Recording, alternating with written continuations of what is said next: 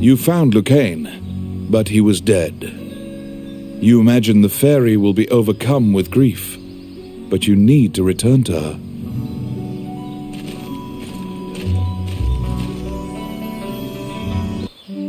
Wandering One, how can I help you?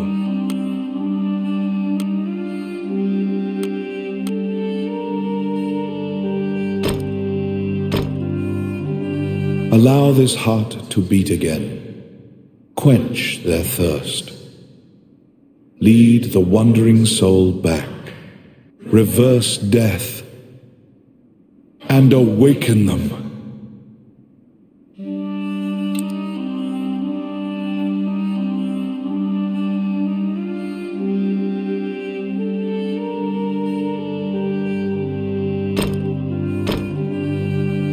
Allow this heart to beat again.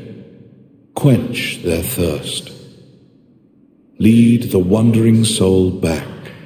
Reverse death. And awaken them.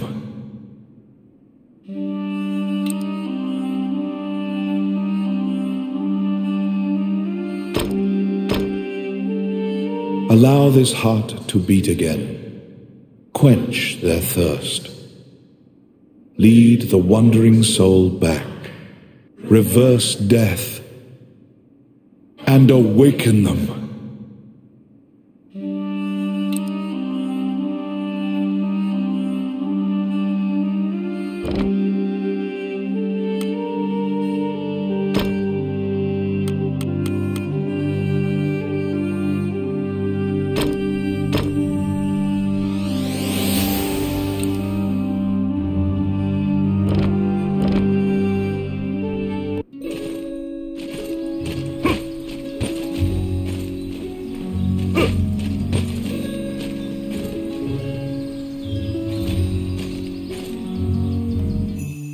When you enter the laboratory, the fairy frantically flits around you, as if it senses your uneasiness.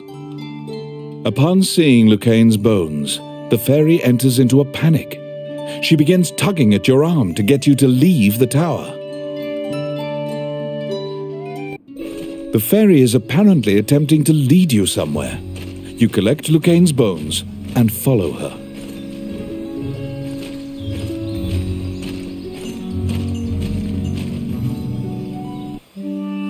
As you enter, a kindly voice echoes from the back. You seem to be in need of help, a monk says, and approaches you. You nervously hand the monk the bones of Lucane. Allow this heart to beat again. Quench their thirst. Lead the wandering soul back. Reverse death. And awaken them. The prayer reaches the goddess, and the pile of bones is once again given flesh. Lucane, shocked to find himself alive, thanks you profusely. He tells you to visit him at his laboratory and leaves. The resurrected magician has returned to the old tower in town. You decide to see him to ask more details. The magician Lucane is waiting for you in the laboratory of the old tower. It seems that dying had an adverse effect on his short-term memory. Lucane can't remember why he went to meet Wallace. Lucane is researching magic called runes, which are closely tied to spirits and fairies. Lucane introduces his fairy friend to you. Her name is Tiki. She left the fairy forest due to her strong curiosity. He thanks you again for saving him and allowing him to enjoy life's rich pageant. He displays his magic trinkets. Lucane says he'd be happy to sell you these items at a fraction of the normal price and answer any questions you have. What will you ask?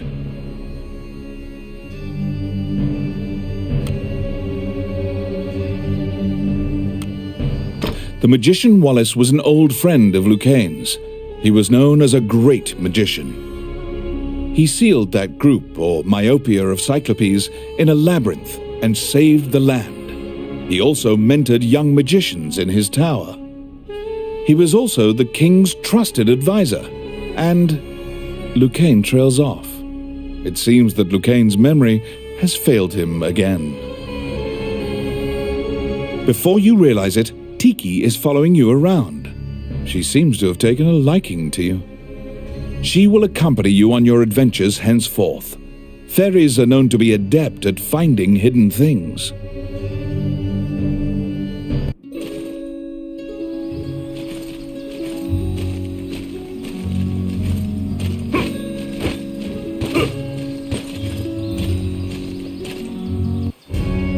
A letter from the castle has come to you via the guild.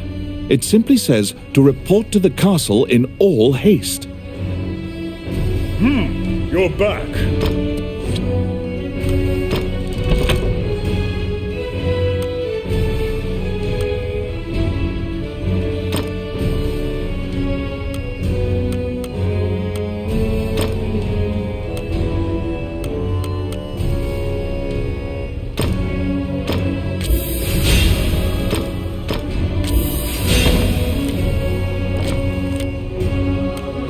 You have a request.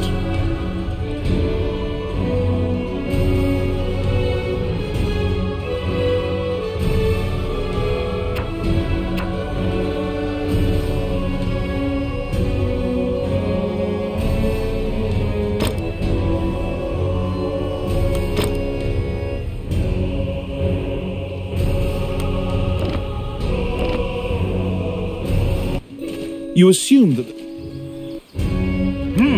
You're back.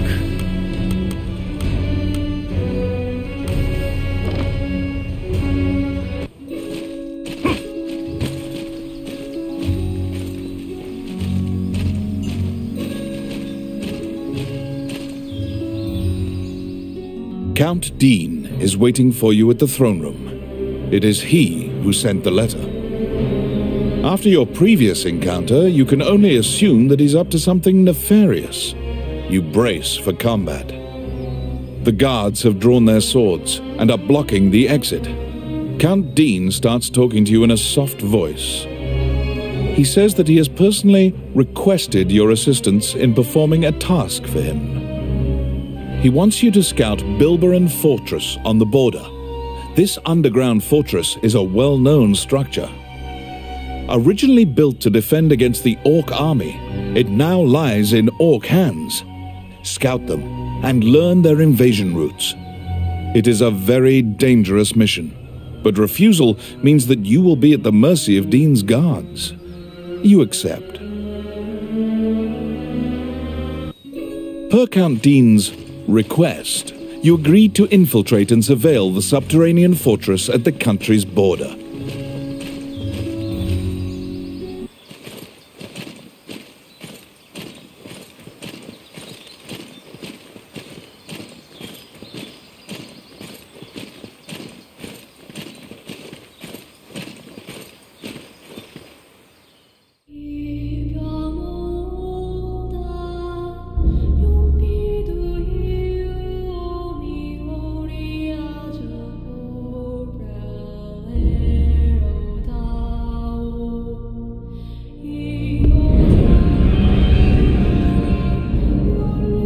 Many things lie within the ruins of the old Elysian temple, some quiescent, some far less so. An ancient dragon, spoken of in myths, is said to have destroyed the Elysian civilization in one night.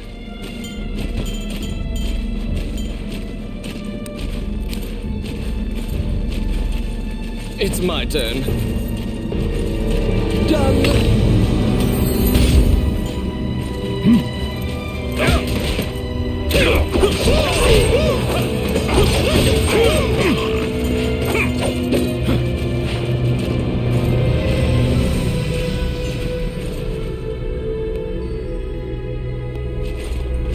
What?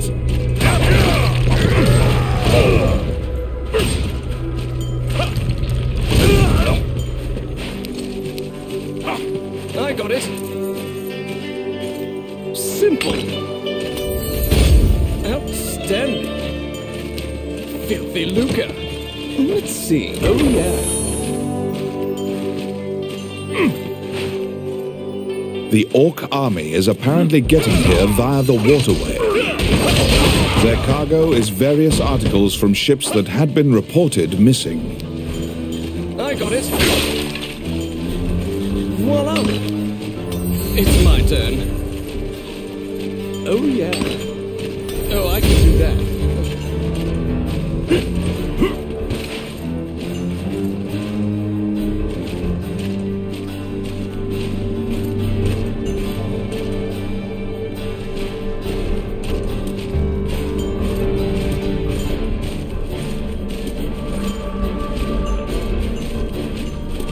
Careful!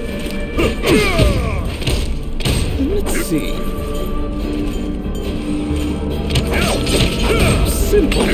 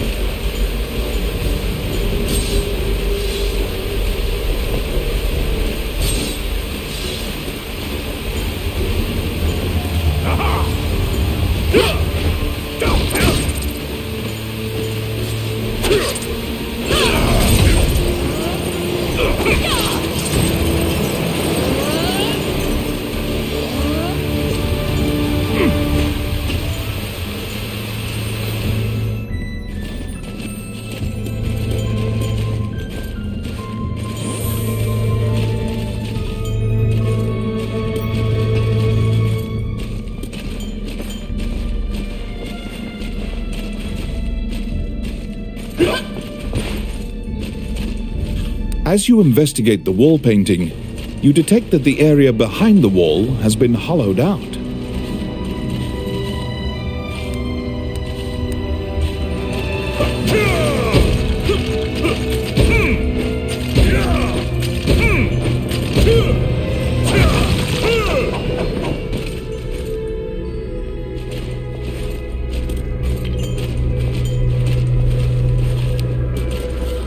I got it.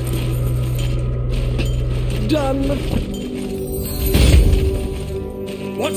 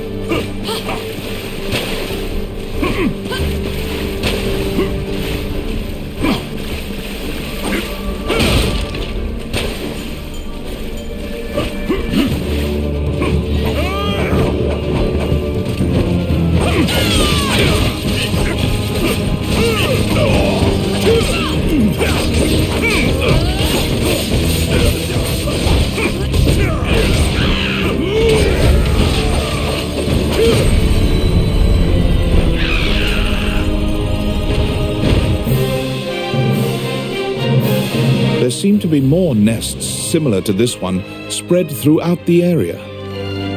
You exit the area, taking care to avoid drawing the attention of any other harpies.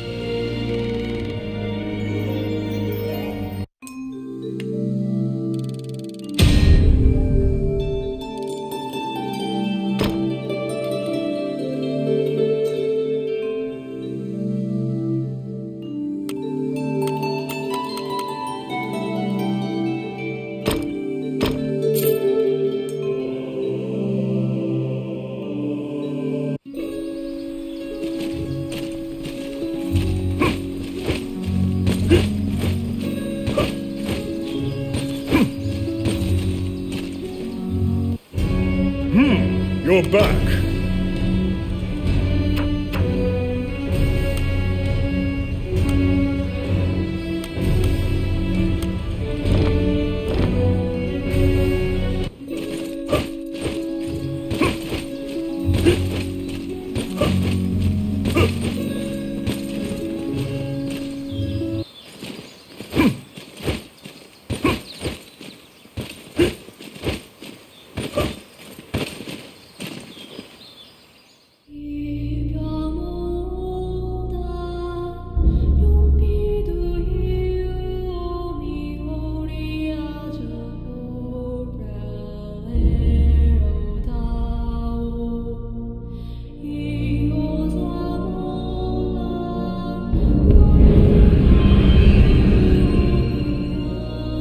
This underground labyrinth is said to have been made in a single night with powerful magic.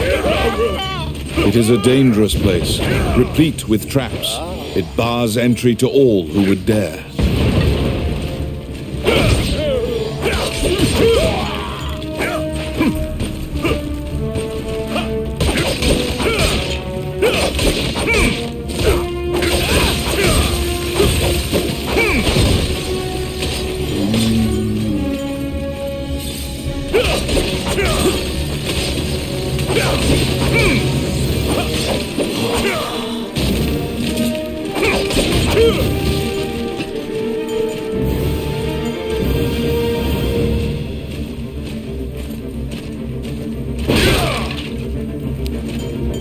It's my turn.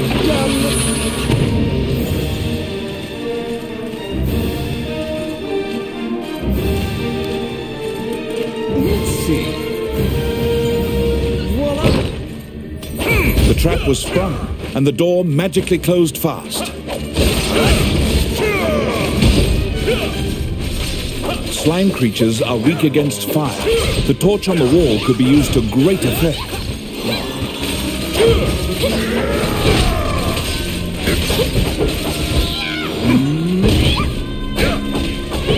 The clink of metal hitting the ground can be heard.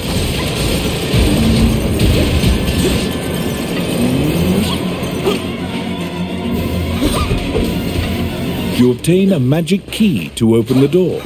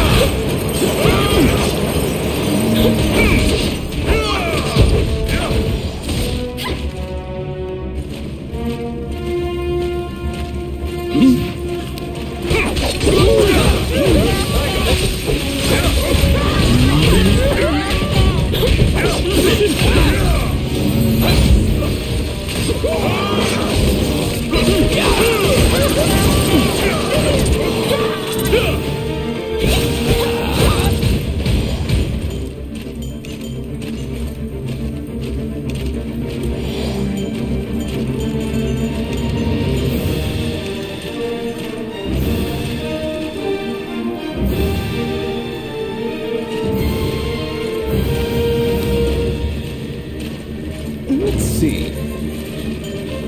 Done.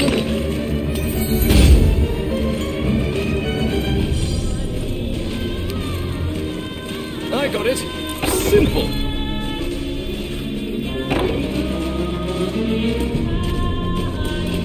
What?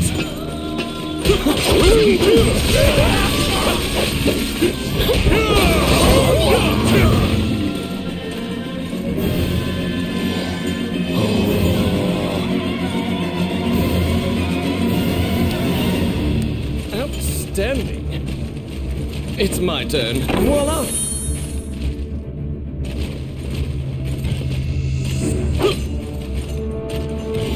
What?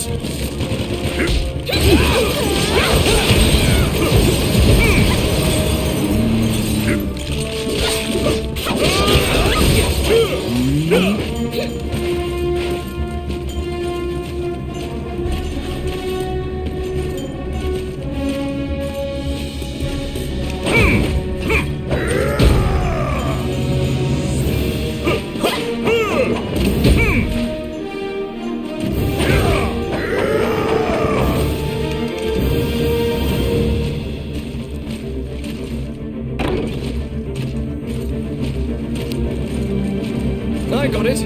Oh, yeah.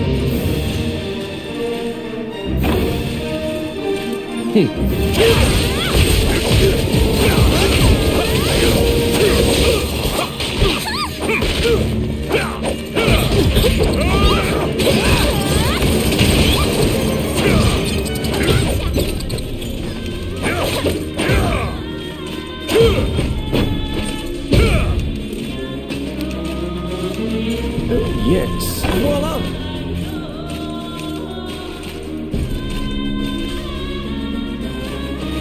Whoa!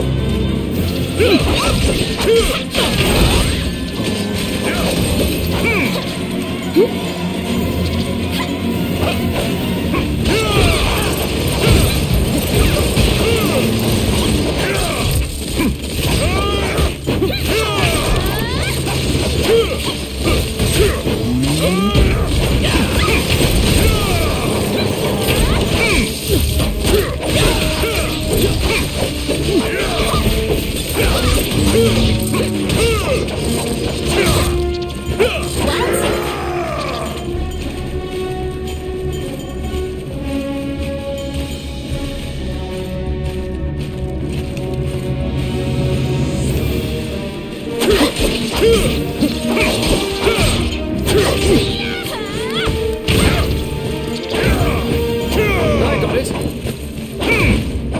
Done. Get the looker.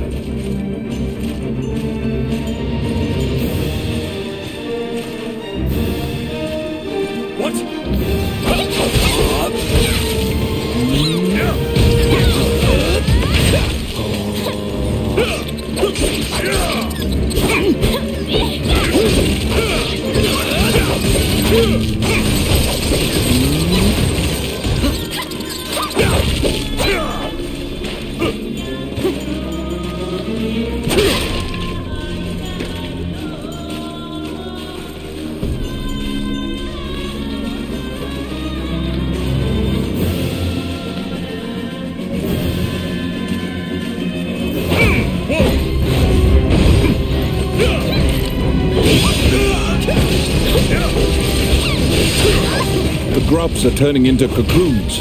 You must destroy the cocoons before they hatch into beetles.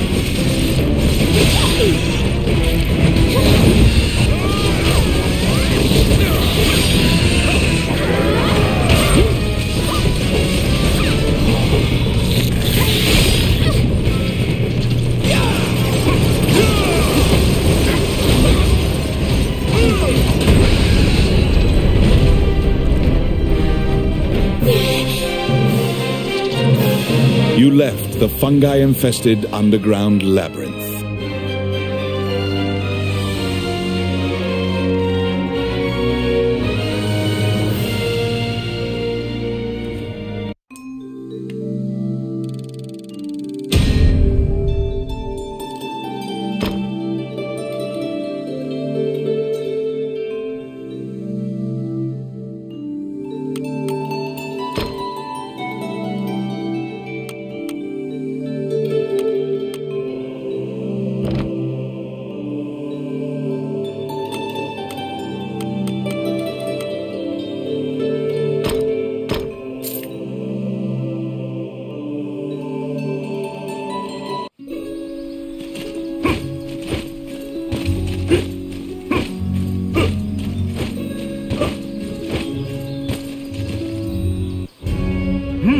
You're back.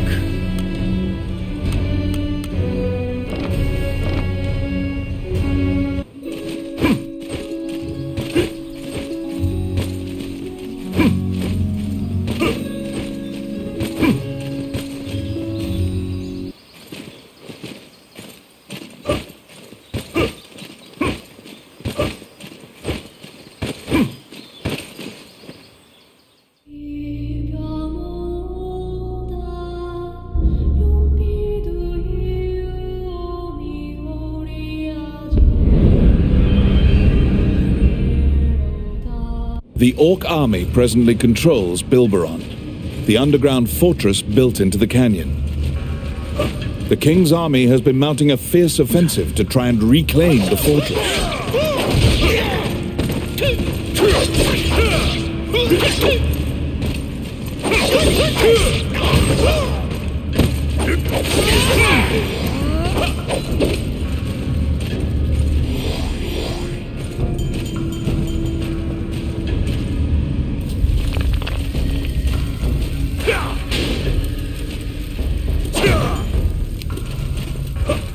It's my turn. Huh?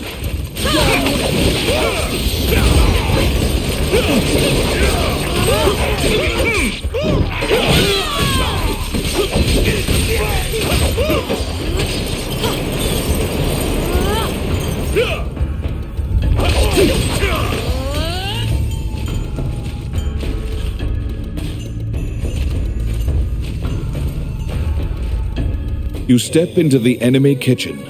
A corpulent chef grabs a goblin instead of meat and suddenly stops. The cook, sensing your presence, stares directly at you. Luckily, her sight's not so keen, so she doesn't notice you. Eventually, the chef returns to her meat cutting. You use the goblin's screams to mask your escape. Here they come.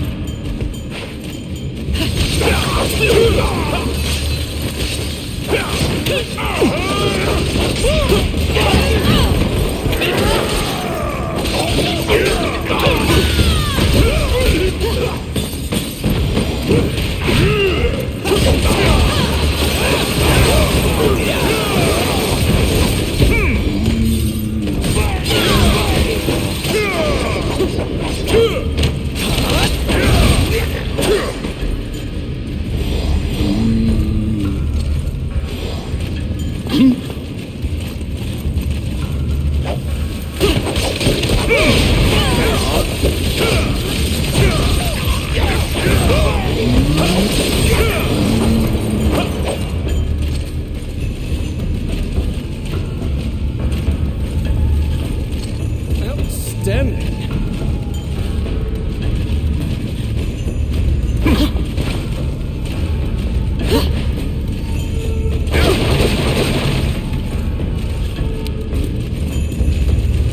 I got it. Simple. What?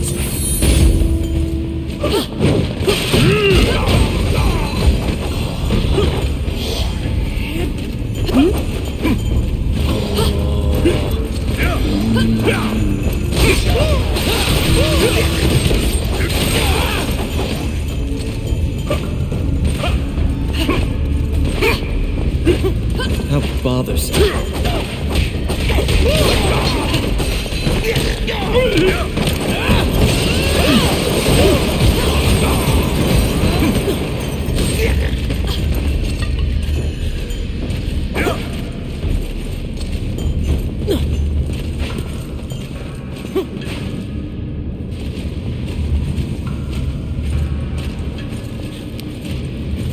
Enemies! It's my turn.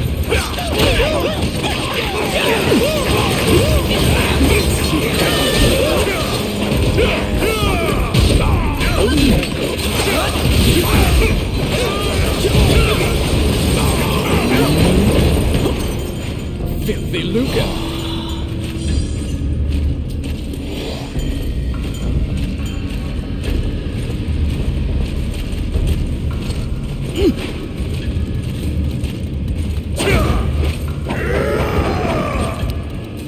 I got it. Done.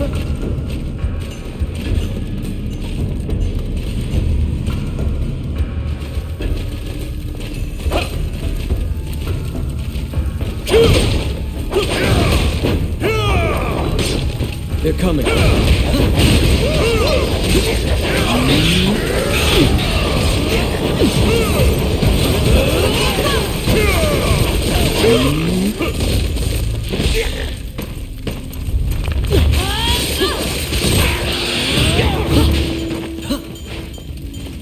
Whoa!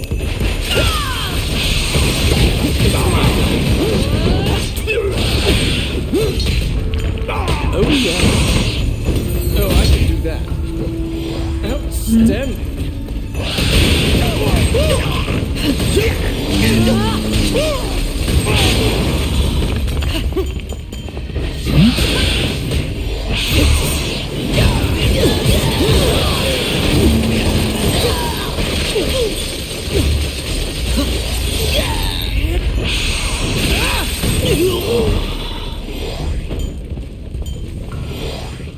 Outstanding.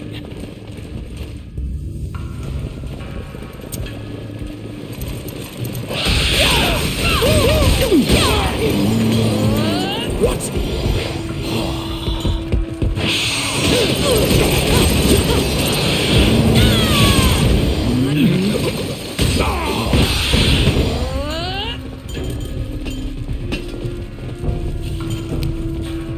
They're here. I got it.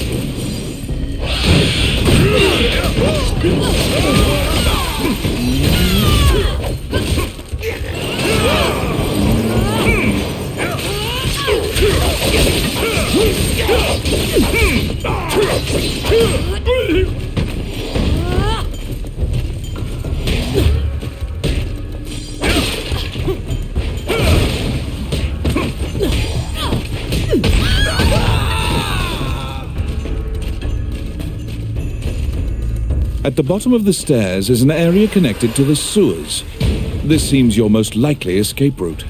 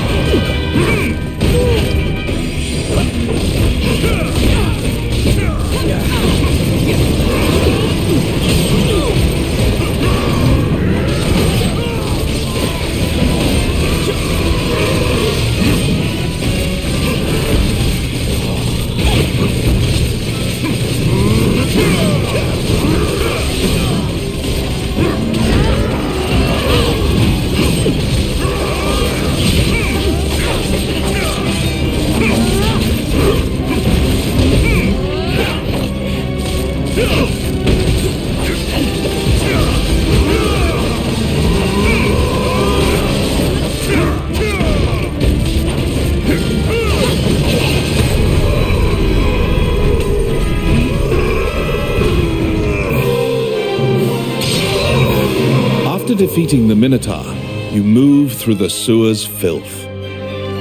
The reconnaissance mission went well. You gathered intel and slipped back across enemy lines.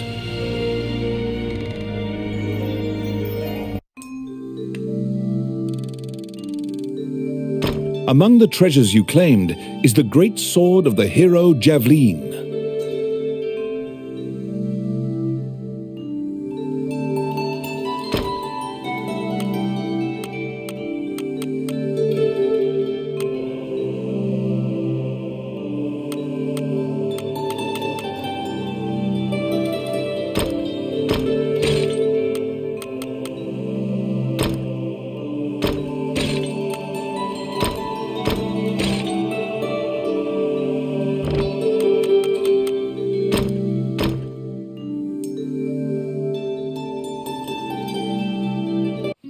You succeeded in acquiring intel on the underground fortress. This job will be completed once you report to Count Dean.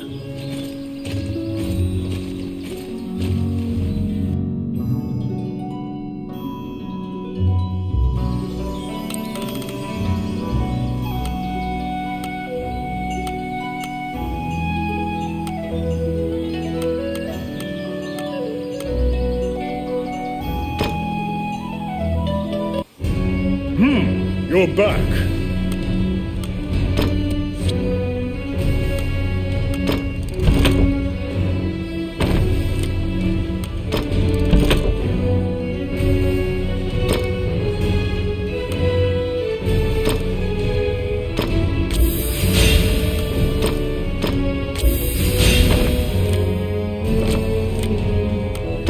You have a request.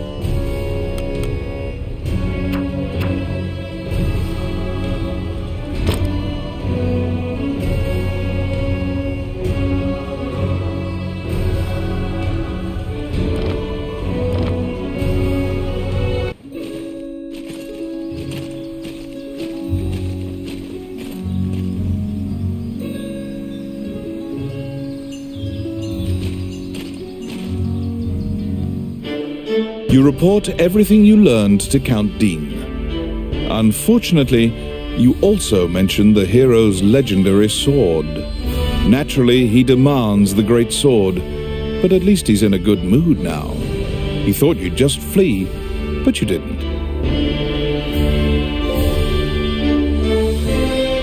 It seems that he thinks much more highly of you now. Dean confides in you some of the problems in the castle. Once the king went missing, the Prime Minister began recommending the Archduke MacNeil of Bulgar to the throne. Bulgar is an aggressive nation to the north. MacNeil is related to the King of Hydeland and has a legal claim to the throne. Count Dean claims that MacNeil has been rallying nobles in Hydeland to support his claim to the throne. That's why Dean hired Tommet to steal the scepter. He says that Tommet is extremely trustworthy, so long as he is paid. Suddenly, the Prime Minister and the Princess appear. It seems you are being watched. The Count glowers and departs. The Prime Minister warns you not to involve yourself any further. The Princess, as usual, looks back with blank eyes. Since you completed the job at the castle, you return to the Adventurers Guild to tell them what transpired.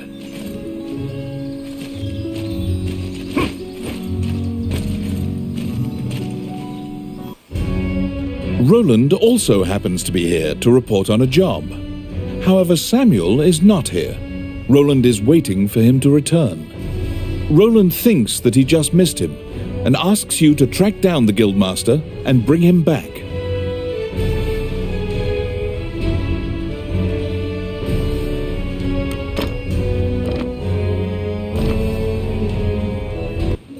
You look for Samuel, the Guildmaster. He should be somewhere in town.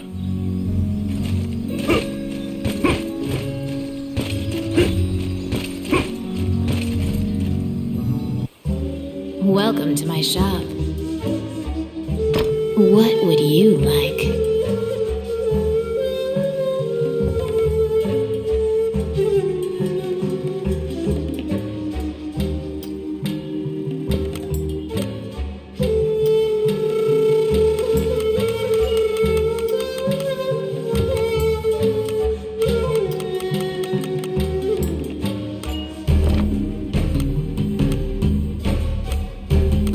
Which one do you want?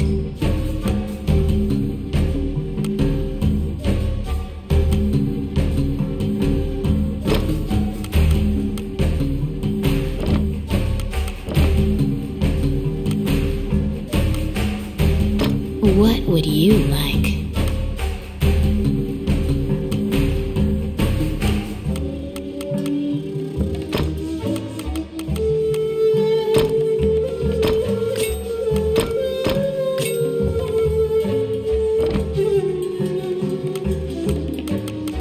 Which one do you want? What would you like?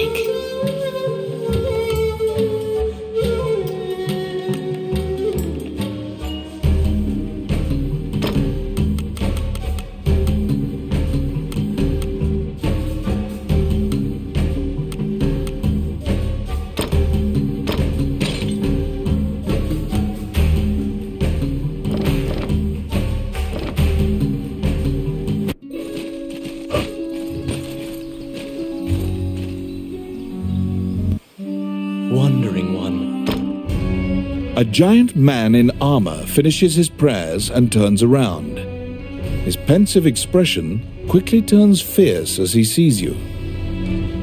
He tells you that he was praying because he has sent many friends to look for the king, but they haven't found the slightest clue. When you ask to help, Samuel just nods and hands you a request form. It's the same request the temple gave you. In a remote region, marriageable girls are disappearing one by one. The catacombs are believed to be linked somehow.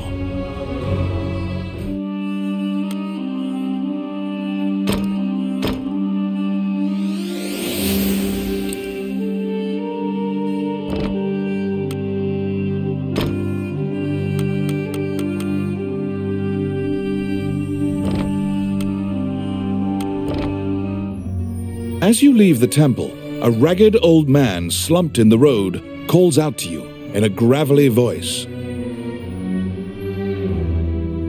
His raspy voice makes it difficult for you to discern if he's even speaking your language. You can give him a coin if you feel pity for him. Of course, you're free to walk away as well. He doesn't even acknowledge the coin. He mutters, over and over. You probably won't be able to communicate with him, no matter how long you strain your concentration. To solve the mystery of the disappearances, you head to the catacombs, where the villagers fear to tread.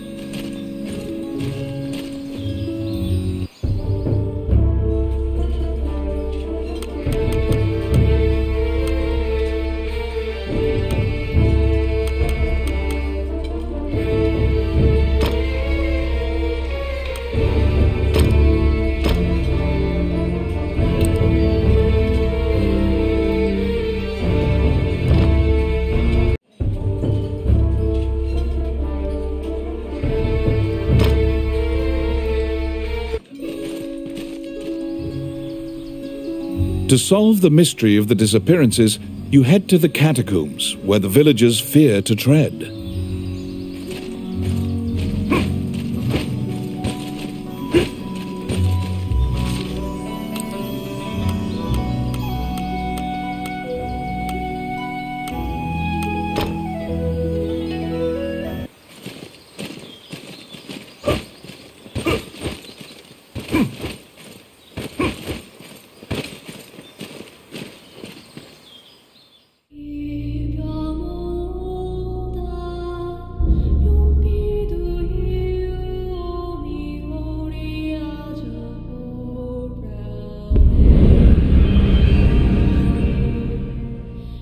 In the catacombs, stark white bones are strewn about the ground as far as the eye can see.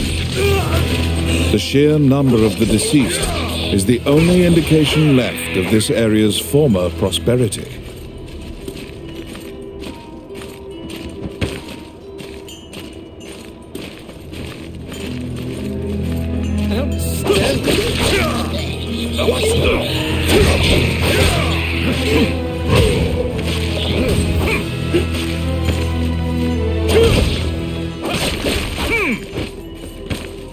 Oh my.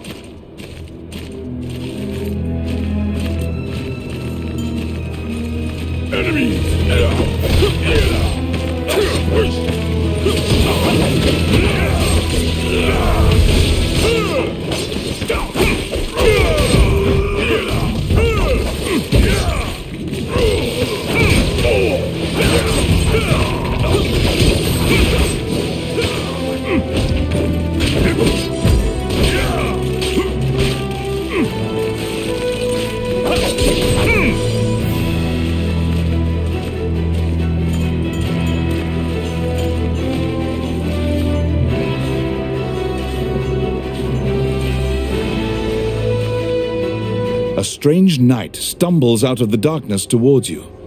you surmise that he is not of this world. The knight is muttering to himself, as if in a daze. If I end my own life, they can no longer sacrifice me. When you move closer, the knight extends his hand. He's holding a scroll. When you accept it, the knight disappears. The path ahead of you is connected to the ruins of the castle colloquially called the Castle of the Dead. In olden times, whenever a girl disappeared, the locals would say she'd been called to the Castle of the Dead.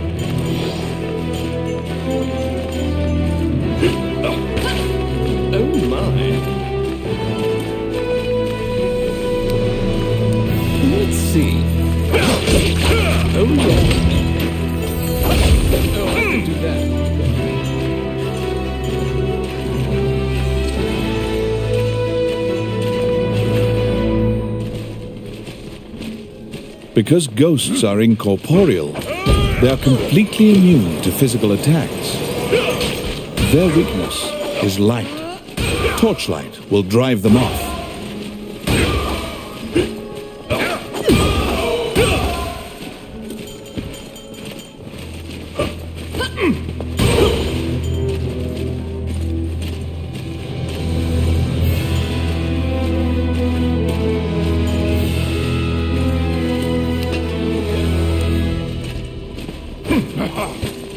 I got it. It's my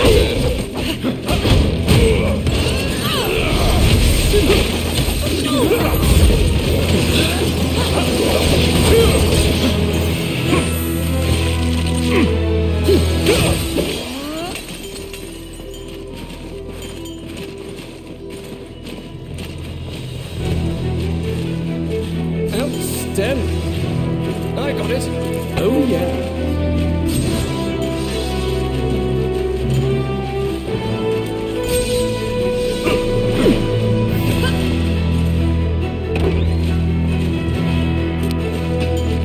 It's my turn. Done. Can somebody help me?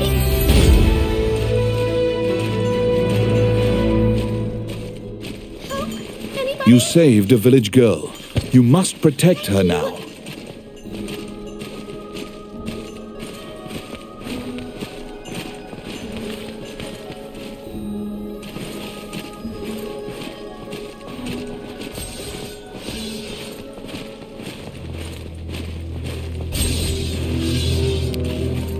Let's see. Simple.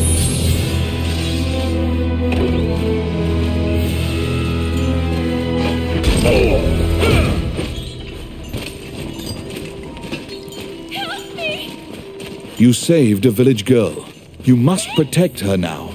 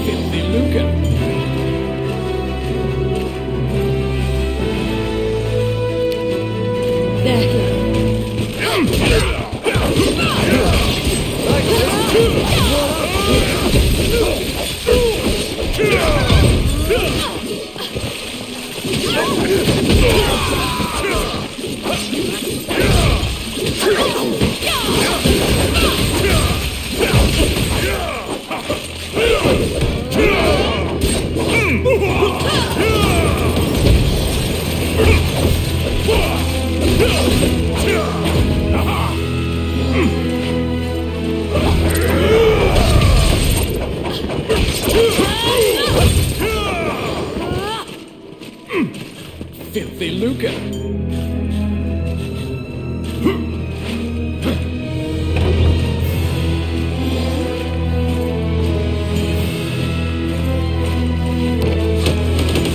Let's see. Done. What?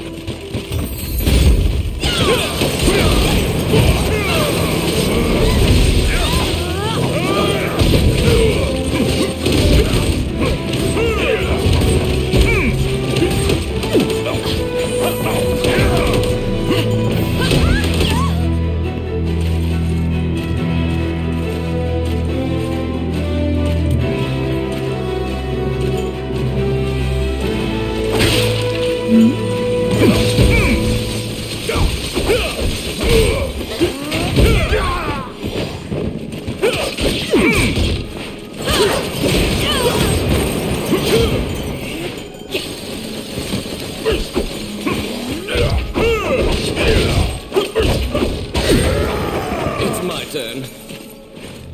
Oh crap. Outstanding. Oh my. Outstanding. Let's see. Simple.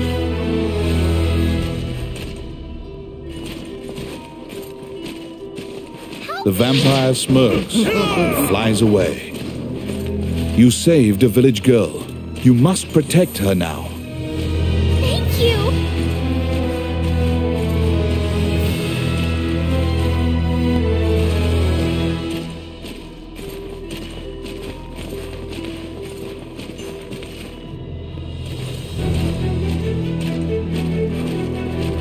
Protect the village girl. If she's bitten by the others, she will become a vampire as well.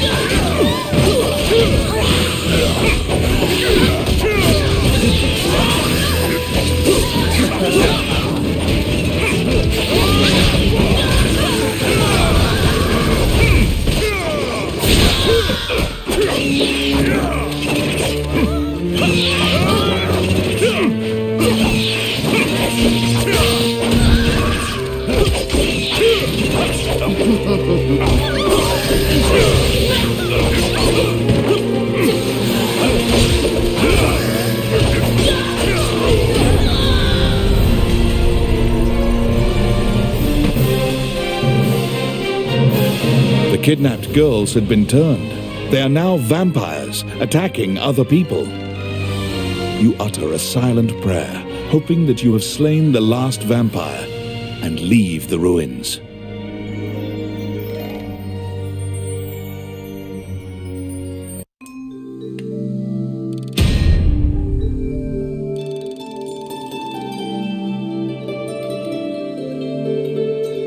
In your hands is the bloody scroll that the ghost knight had given you.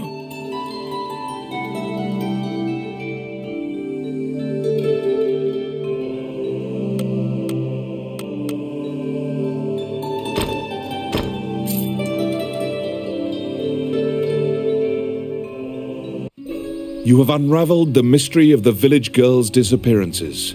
Obtain your reward at the guild.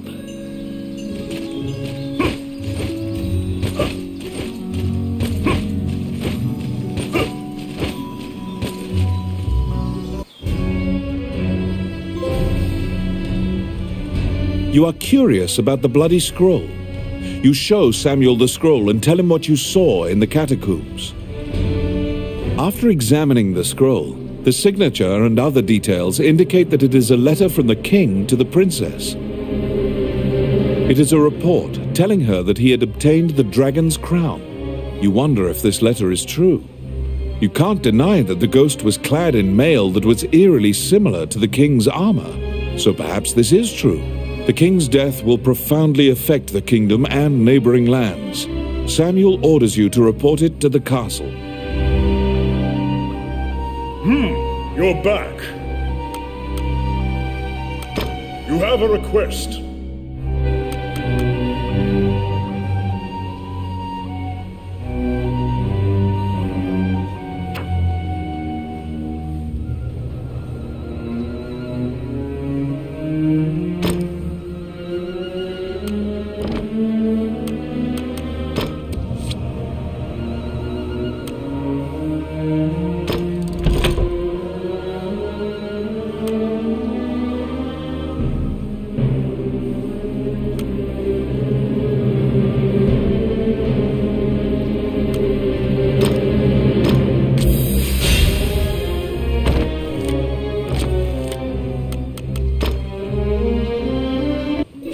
Stop! Immediately, you are overwhelmed by guards and thrown into the castle jail, charged for a crime you did not commit. This is a common fate for people who hold a royal secret. You are being removed from the drama at the castle. After a few days, the cell door opens. Once your eyes grow reacclimated to light, you see Count Dean standing before you. He unshackles your ankles and explains the situation to you. The Prime Minister had been jailing all of Dean's allies. As expected, Gustav was working for Bolga. He used a magical necklace to control the princess and influence Heidland. Once Dean got Princess Vivian to safety and confronted the Prime Minister, Gustav fled with a ship full of treasure. The princess apologizes for involving you in this. While she was a hostage, Dean couldn't confront the Prime Minister. This kingdom needs a new ruler immediately. Dean is no saint, but he would make a good leader, you think. However, when Gustav fled, he also stole the royal orb, another treasure that represents the right to rule Heidland. If McNeil gets the orb, it will likely result in civil war.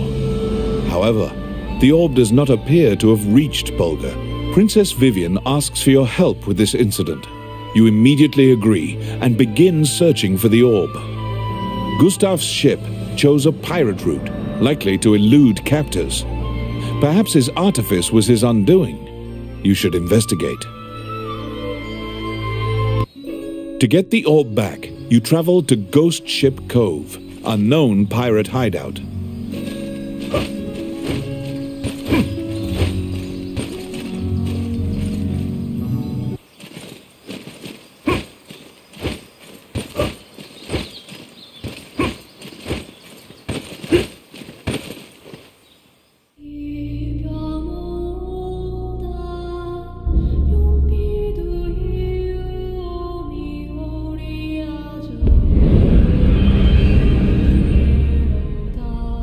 The inside of the cave connects to a fissure on the coastline. It seems large enough to contain another ocean. Sailors dread passing through this area. There are myriad tales of ships disappearing here.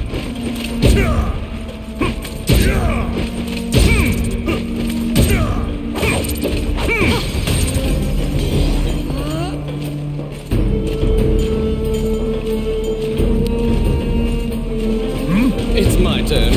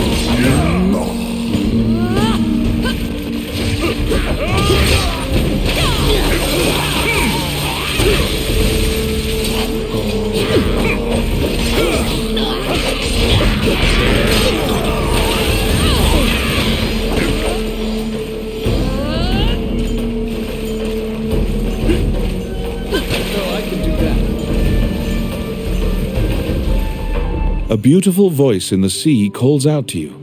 You'd heard of Mermaid's legendary curiosity. She asks you many questions. From your conversation, you learn Gustav's ship was indeed attacked by pirates. That means the pirates likely have the orb. According to the mermaid, the pirates scattered throughout the islands used this area as a hub for trade amongst themselves. Rumors claim that among their treasures is a magic lamp that can call forth a genie.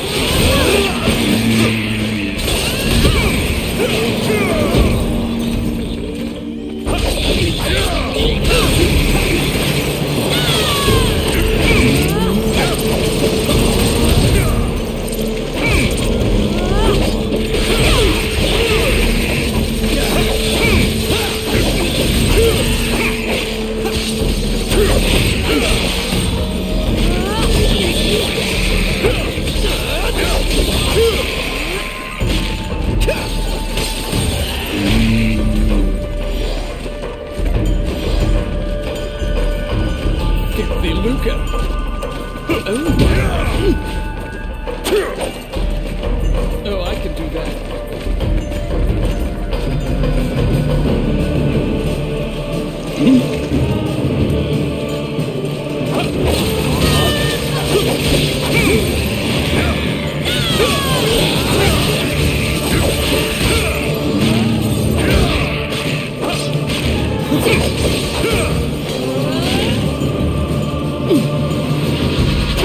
Here they come.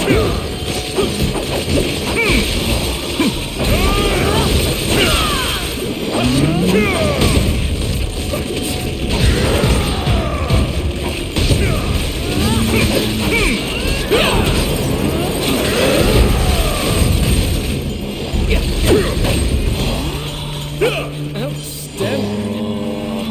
Oh, I can do that.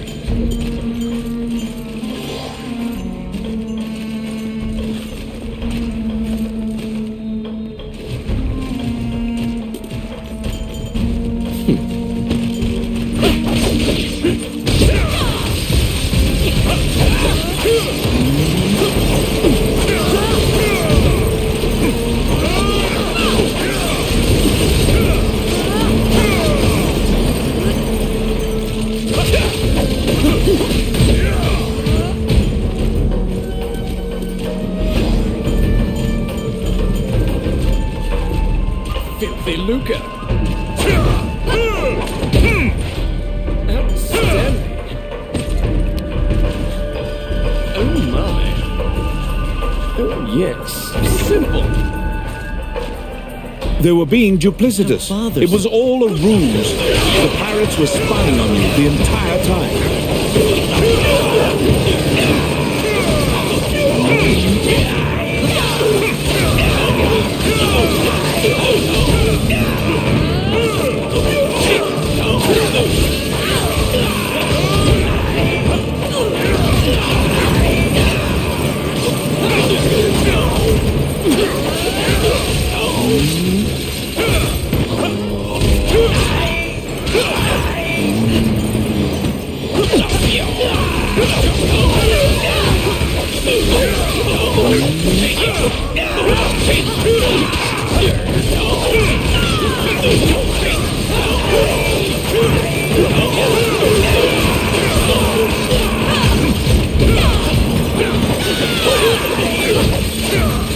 Elliot Pig, the name of the ship's owner, is written here.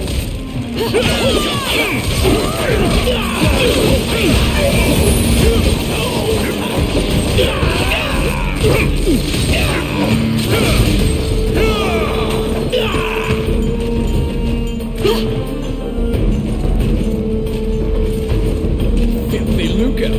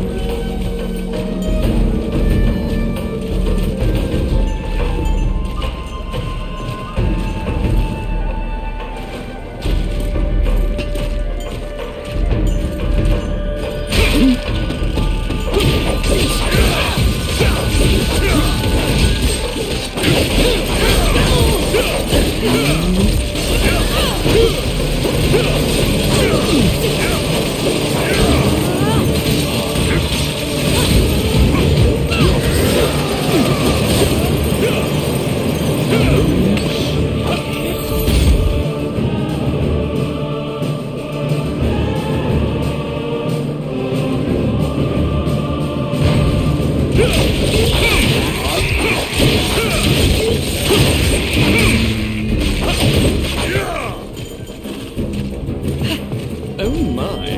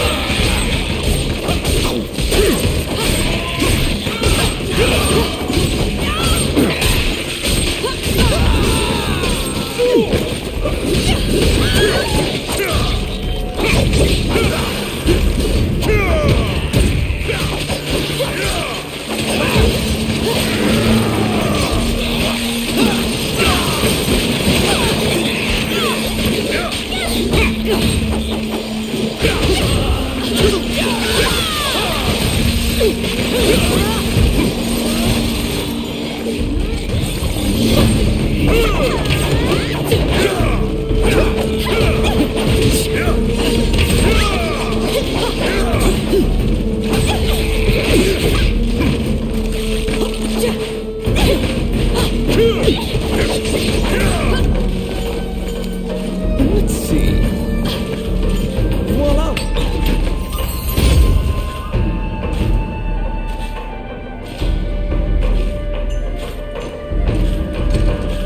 Filthy lucre!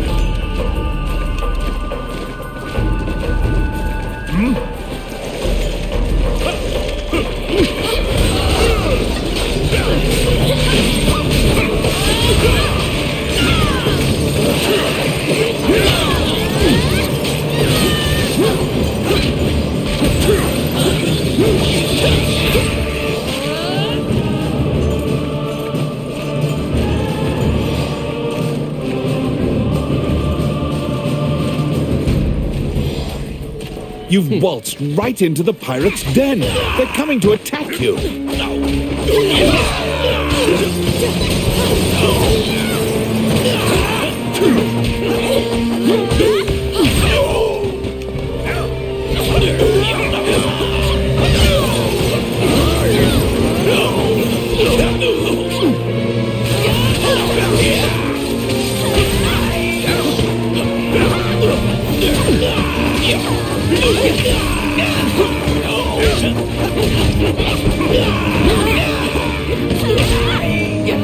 The pirates have the magic lamp. Your situation will turn quite dire if you don't take it from them. The pirate has called the genie out.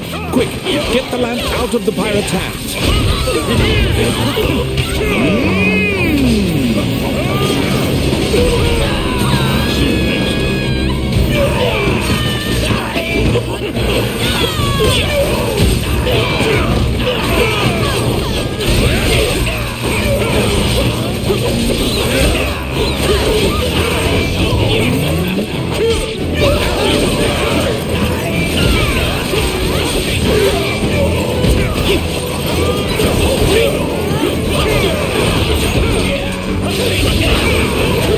has called the genie out. Quick, get the lamp out of the pirate's hands.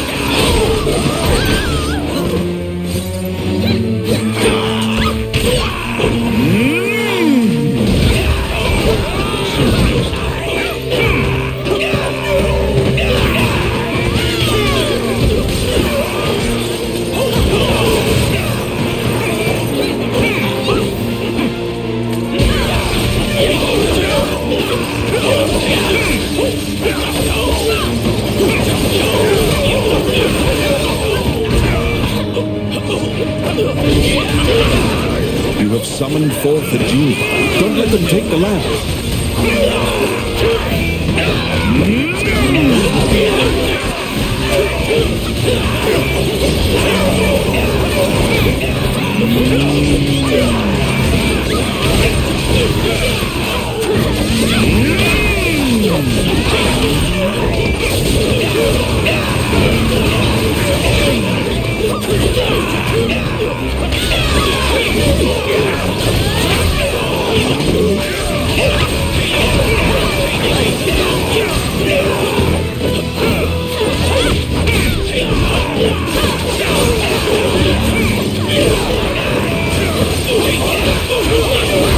The pirate has called the genie out. Quick, get the lamp out of the pirate's hands.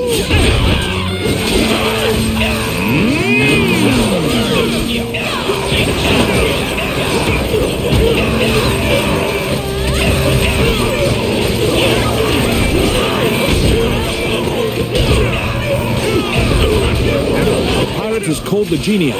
Quick, get the lamp out of the pirate's hands.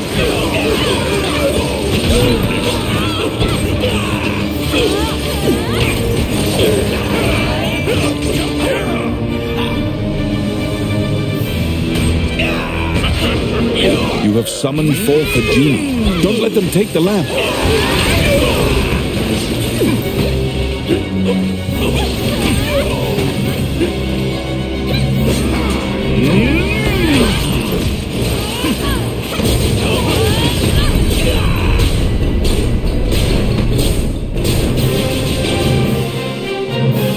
The magic lamp granted a wish and flew off. You find the orb stolen by the Prime Minister among the treasure the pirates left behind.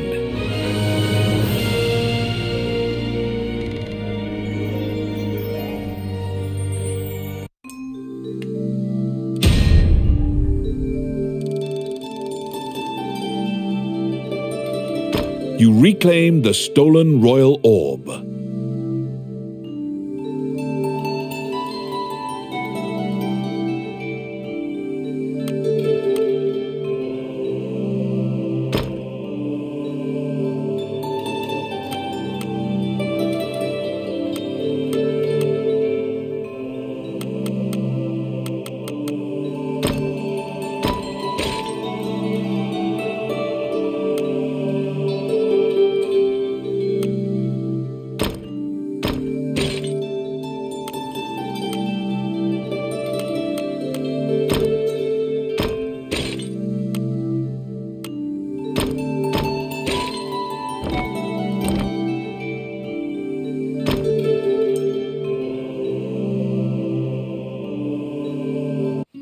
The orb you retrieved must be returned to the castle.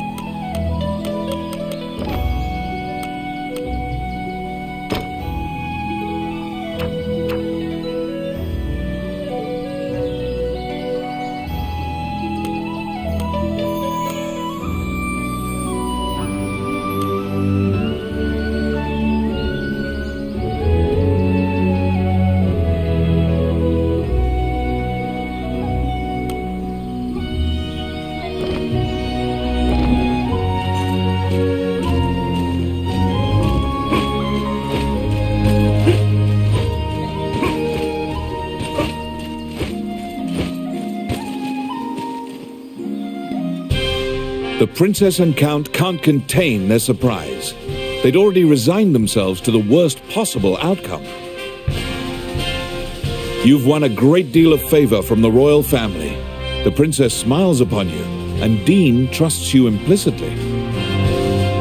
The succession imbroglio has been dealt with. Once the king is buried and Parliament approves, Dean will succeed the king.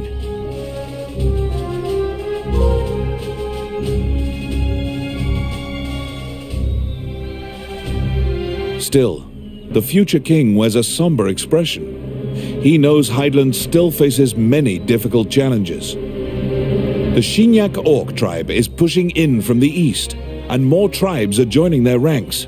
They're an ever-present menace. Also, while Highland is currently at peace, Bulgar will surely strike if they sense an advantage.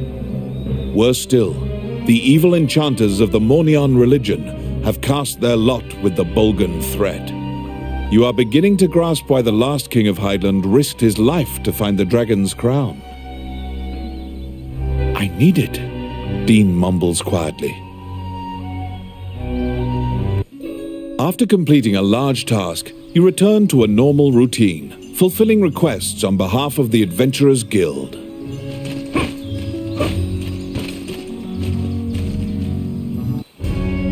Whilst reviewing the outstanding requests at the guild, you spot one from the magician, Lucane. It is about rune magic, but since you don't know too much about the subject, you're not sure what is requested. You tell the guildmaster Samuel that you'll accept this job, and pay Lucane a visit to inquire about the details. You're back.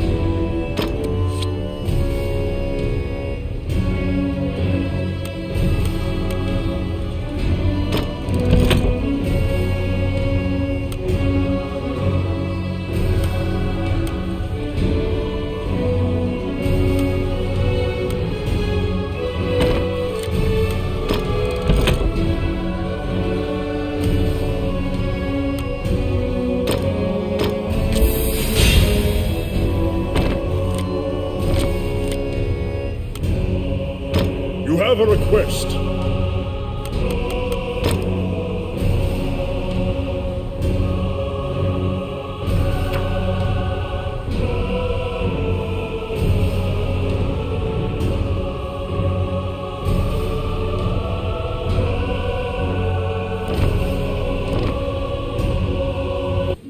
You entered Lucane's tower to ask about his request.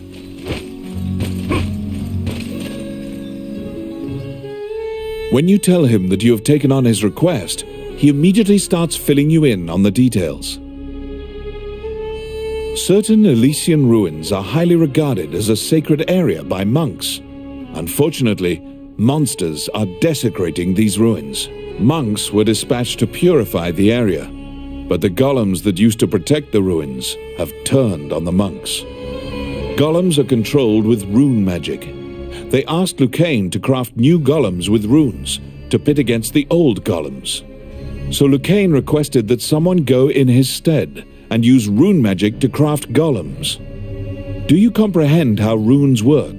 If you need an explanation, you can ask him. Lucane says that he would be delighted to discuss this and launches headlong into a discussion about runes. Runes are magical letters that spirits and fairies carved into the world. You may have seen them yourself. Touching runes makes letters sparkle and float. Runes are a combination of 3 characters that create various effects. However, runes won't work unless a spirit or fairy is present. That's what you gather from Lucane's long lecture. Lucane hands you a stone that has a rune carved into it.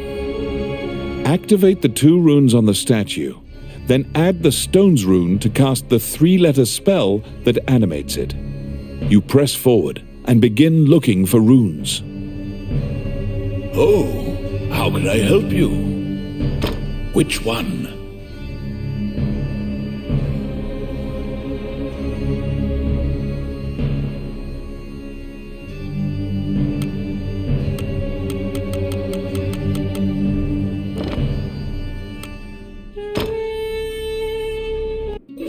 You head to the ancient temple ruins at Lucane's behest. There, you need to animate statues using rune magic.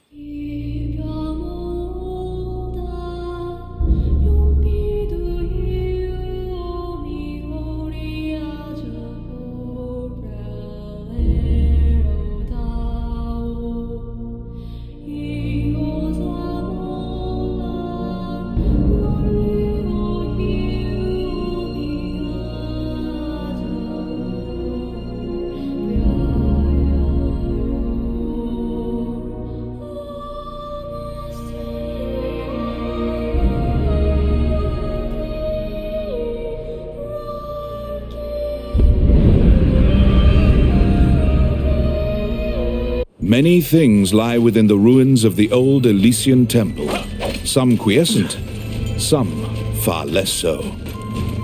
An ancient dragon spoken of in myths is said to have destroyed the Elysian civilization in one night. Outstanding. It's my turn. Done.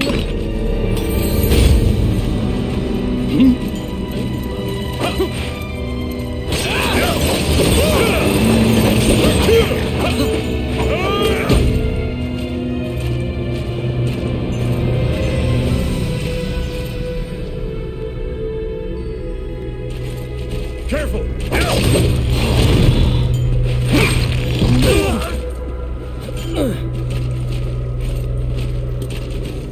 Oh, I can do that. Oh my.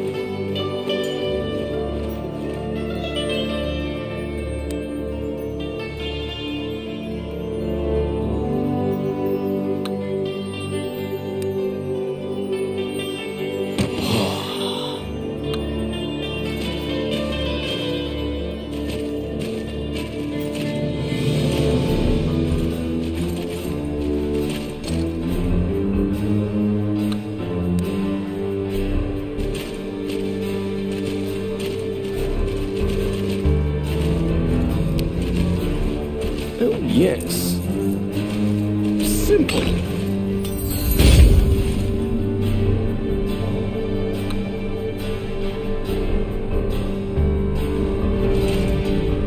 Filthy lucre.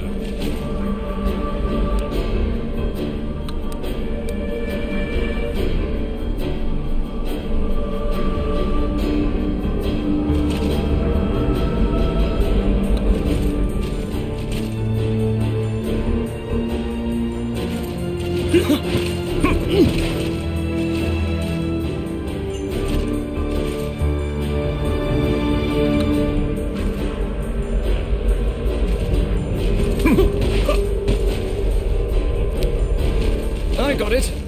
Done. The Orc army is apparently getting here via the waterway. Their cargo is various articles from ships that had been reported missing.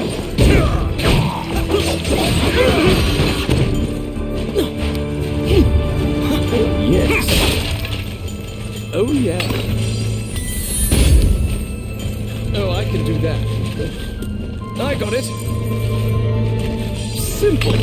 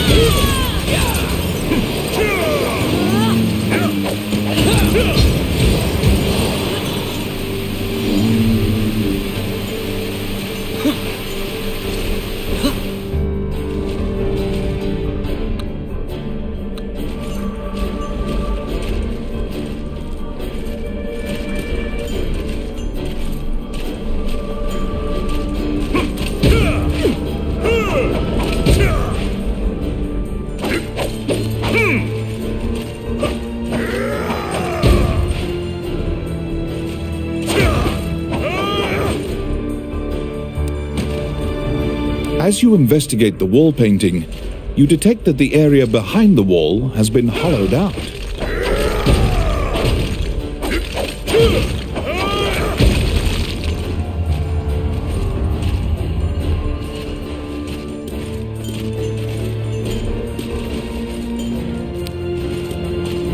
I got it. Simple.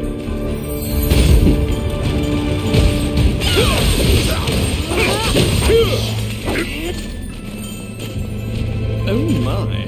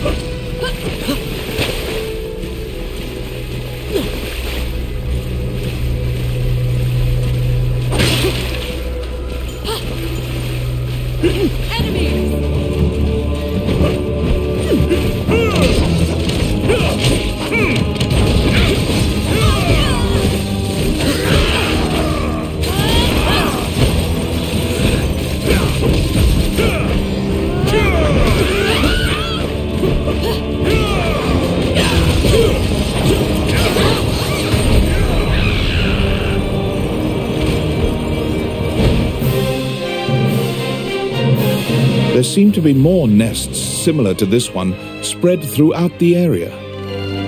You exit the area, taking care to avoid drawing the attention of any other harpies.